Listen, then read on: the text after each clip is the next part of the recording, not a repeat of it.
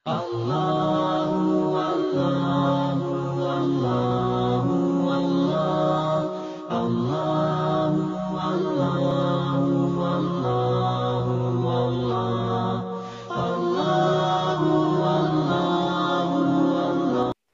ہے حسین، جس کا تعلق ہے دین سے. اس کا سوال یہ ہے کہ دین، مذہب اور ملت میں کیا فرق ہے؟ اس کا جواب یہ ہے کہ ایک ہے دین. دین کا لفظ یہ اسلام کے جو بنیادی عقائد ہے اور جو اصولی احکام ہے، توحید ہے، رسالت ہے، معاد ہے، اسی طرح جو اصولی احکام ہے دین اسلام کا، تو اسے دین کہا جاتا ہے. اور قرآن مجید میں اللہ رب العزت نے اسلام کے لیے دین کا لفظ ذکر کیا، ان الدین عند اللہ الاسلام، کہ دین جس کا معنی قانون، قانون اللہ کا اسلام ہی ہے.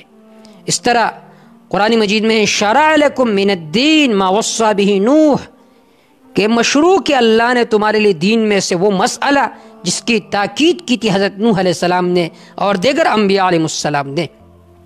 تو دین کیا ہے؟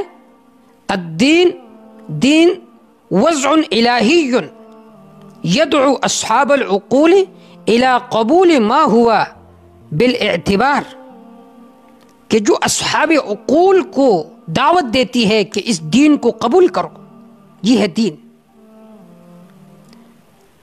اور بعض حضرات نے فرمایا کہ دین کسے کہتے ہیں؟ الدین منسوب الی اللہ، دین اللہ کی طرف منسوب ہے. ان الدین عند اللہ الاسلام. دوسرا لفظ ہے ملت. دین اور ملت، یہ جو دونوں الفاظ ہیں دین و ملت، یہ ایک دوسرے کے معنی میں استعمال ہوتا ہے. دین اور ملت یہ ایک دوسرے کے معنی میں استعمال ہوتا ہے. بعض حضرات نے یہ فرق کیا ہے کہ دین جو ہے اس کی نسبت رسول کی طرف بھی ہو سکتی ہے اور اللہ کی طرف بھی ہو سکتی ہے، جبکہ ملت کی نسبت صرف رسول کی طرف ہوگی، جیسے ملت ابراہیم حنیفہ. تو بعد میں فرمایا الدین والملہ متحدان بالذات ومختلفان انہا تجمع تسمى ملہ ومن حیث انہا یرجع الیہا تسمى مذہبا. تو بعض حضرات نے فرمایا کہ ملت کا لفظ جو ہے یہ ایک دوسرے کے معنی میں استعمال ہوتا ہے، اور بعض نے فرمایا کہ یہ جو دین کا لفظ ہے یہ عام ہے، اللہ کا دین، اللہ کا رسول کا دین، لیکن ملت کا لفظ خاص ہے، اس کی نسبت صرف پیغمبر کی طرف ہو سکتی ہے، جیسے ملت ابراہیم حنیفہ. تو دین اور ملت کا فرق یہ ذکر ہوا. الدین منسوب الی اللہ والملہ منسوب الی الرسول. اور تیسرا لفظ ہے مذہب. والمذہب منسوب الی المجتہد. مذہب جو ہے یہ منسوب ہوتا ہے مجتہد کی طرف. کیا مطلب؟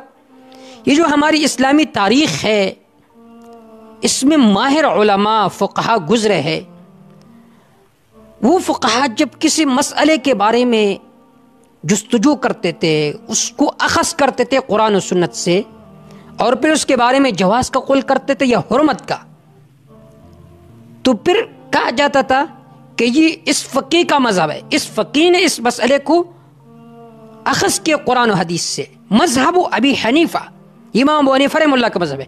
مذہب امام ابن حنبل، یہ امام ابن حنبل رحمہ اللہ کا مذہب ہے.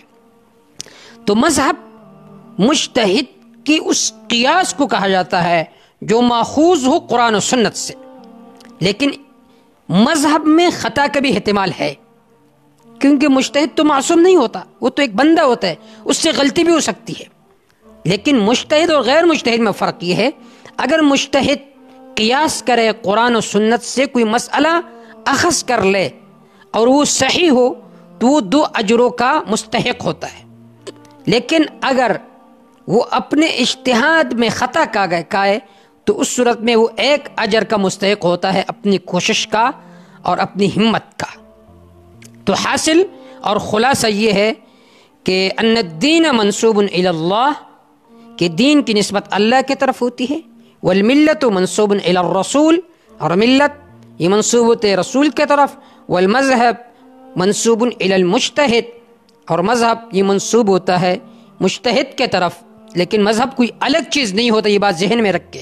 بہت سارے لوگ ایسے ہیں جو لوگوں کے ذہنوں میں یہ بات ڈالتے ہیں کہ ہم تو دین پر عمل کرتے ہیں اور یہ حنفی حضرات مذہب کے پیروکار ہے، تو بھائی مذہب وہی تشریح ہے قرآن و سنت کا، وہی مسائل ہے جو مستنبط ہو قرآن و سنت سے، لیکن ہم یہ نہیں کہتے کہ ان کے اقوال قطعی ہے، ان کے اقوال منسوسی ہے، اس میں خطا کا احتمال نہیں ہے۔